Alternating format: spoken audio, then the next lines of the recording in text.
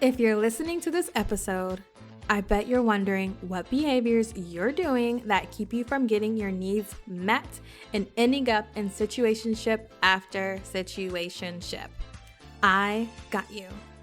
I've created a situationship quiz and I'm so excited about it. Take the quiz to discover more behaviors and more tips for navigating situationships, because I know you're in more than one right now. No judgment, boo-boo.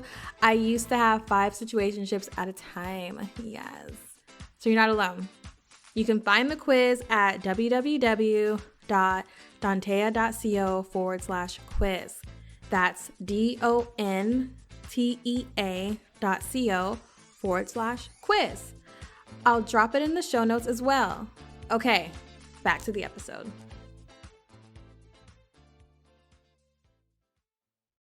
And there's another definition that a new client of mine said, which I posted it on Instagram a while ago when it happened, but I was asking her, what's your definition of self-worth? And she said, self-worth for me is the standard. Hey loves, my name is Dontea and I'm your fave self-worth therapist and coach. And this is my show, Situationship. This show is about getting out of toxic situationships that go beyond partners to family and friends and everything in between, to living a life of joy and self-worth. Okay, let's get into it.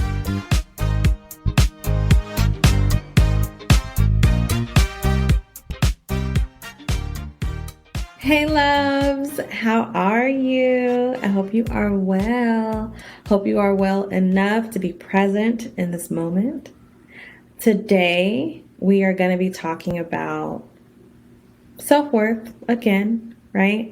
And more importantly, what it actually looks like to practice self-worth. So I know that I talk about self-worth a lot and we may understand what it means for ourselves. And I wanted to approach this episode differently. I want to talk about more so exactly what is self-worth and then how can we practice it for ourselves. Not practice it the way like Dontea practices it. That might look totally different from how you'd want to practice it. It's more so how will you practice it once we go through this. So first, as I do with my clients, I'm a huge believer in defining the meaning of things, defining it, what society says is definition, what Merriam-Webster, what Oxford says is definition, and then your personal self, what that definition is for, because that's all that's really going to matter to you at the end of the day if we were wanting to move more and more closer to authenticity.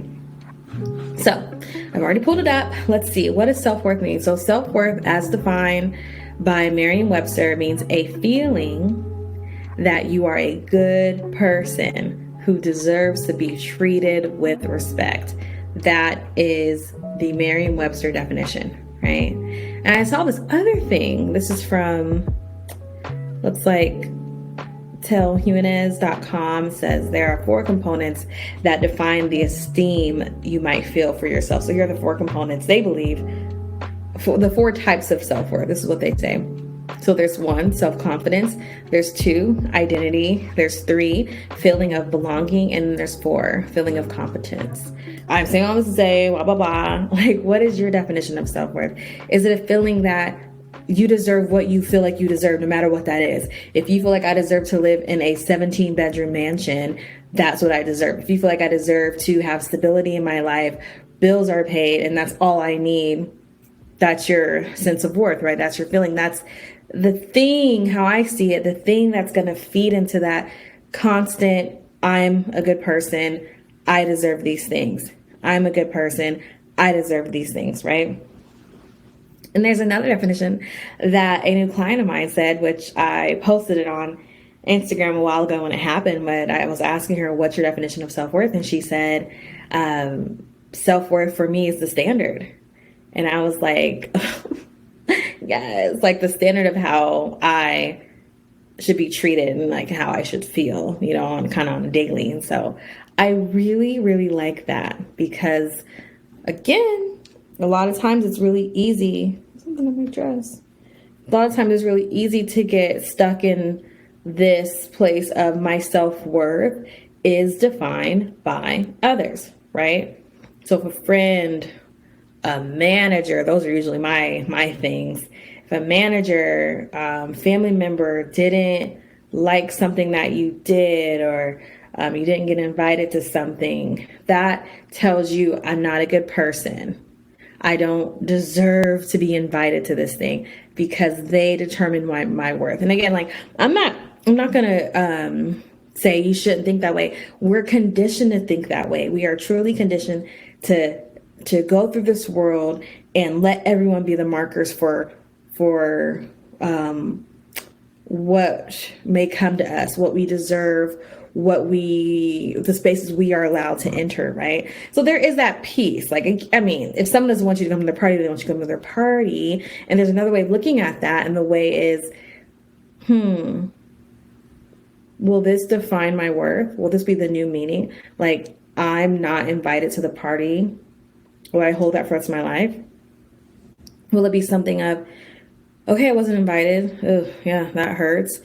And I'm still a good person, right? Like, my life will still go on. I will still have a good time in my life. You know, that's where I would love to see you get to. And so the ways that I work with my clients in practicing this, the ways I work with myself and practicing self-worth on a daily basis, I really just continue to pull it apart. So for me, self-worth means my mantras, my affirmations. I'm a good person. I deserve these things. You know, I feel good about myself. I am beautiful. All those things, right? And then there's another part of that, that's my identity, how I feel like my identity. My identity, I feel, is someone that is kind, that is caring, that is very, very sensitive, that is definitely emotionally, I make a lot of decisions based on my emotions. That's just what it is, you know. Someone who is a high achiever, someone who is a recovering perfectionist, someone who is a recovering people pleaser, right? Someone who can be also very, very assertive. And I'll let you know where I stand, and you'll never have to guess how I feel about anything. There's also that too.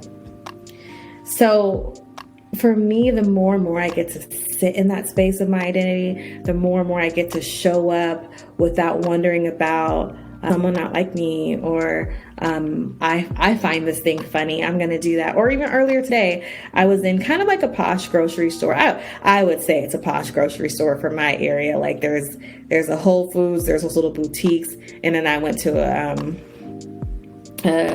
it's called Fresh Market. Fresh Market. I would say it's posh for the area that I am in. That's what I will say. So I'm in there, and I started singing, like I randomly do. I started singing the Hamilton song,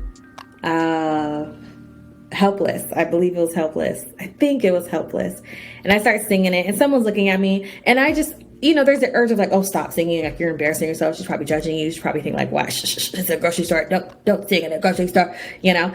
And I just told myself, well, it's not illegal to sing in a grocery store here. And I want to sing the song, and I'm having a good day. I'm having a good morning. I'm glad I'm able to even shop in this posh store, you know, looking for some seasonings. I want to make a arroz con pollo cubano style. And so I need a certain ingredient. They didn't have it there. So off to Kroger I shall go. And it was just a nice moment, a reminder for me, like, yeah, I want to show up as me in all spaces, even if I get it wrong, like even if I do the wrong thing to someone else, or even if it was a timing thing and I shouldn't be laughing at this moment, or just, I don't know, just me, right? Just me showing up as me. And I want you to show up as you. Like, how do you really want to show up when you're at a grocery store? How do you want to show up when you embrace your friends? How do you want to show up when you get on the airplane? How do you want to show up at a restaurant? Are you the person that, okay, so I'll say this too. Well, also when it comes to self-worth, what I help with my clients and myself, we also talk a lot about our values. What are our core values? What are the things that we feel like center us and keeps us in alignment? And so if one of those values, like mine, is clarity, then clarity is threaded through everything in my life, right? So clarity for me shows up at a restaurant where I ask questions. Yes, does Family Guy always talk about how women ask a lot of questions and ask for modifications on menus? Yeah, And that's fine. I find that I can laugh at that. And it's not going to change me for asking questions. Now, if I go somewhere in a different country and it's presumed as rude or inappropriate to ask for modifications, or even if I go to like a friend's house or their family's house for dinner and they make this food, if they're not asking me my thoughts on all the meals, I'm not going to offer that up. I'm not going to ask a lot of questions. And if I'm at a restaurant, I will ask clarity questions. I want you to be able to not minimize yourself, not silence yourself, and really think about, am I showing up as me? Am I putting the baby in a corner? You know, like, what actually am I doing? I also believe my self-worth has to do with being in nature and feeling confident about myself. And so I don't think I've ever talked about this on the podcast, so I'll talk about it now. A few years ago, I think it was 2016. And I just remember one day feeling like, you know what? I really hate bras. Like, I hate bras. And for a long time in my life, I've always had a fuller chest, right? There was a week, maybe even a weekend in middle school when I was like an A cup, and I was like, yay, I finally got boobies. I got little buds, boobies, got my green bra, right? Never forget it. I swear to you, the very next week, I was like fully in a C cup. Like, we had skipped over B, never knew B, never met her, and we are now in C. And then after that, I think a few years after that, I was a solid D cup. And now I am, I feel like it changes all the time. But I would say for sure, if I really want the girls to be sitting comfortably in a soup bowl, then I would go for a G cup. That's what I would do, so they can like really. But when I tell you they are full. When people are like on my boob, people, like multiple people, when people are like, you know, like, oh, suck on your boobs, whatever, right? Like my boob will cover their face.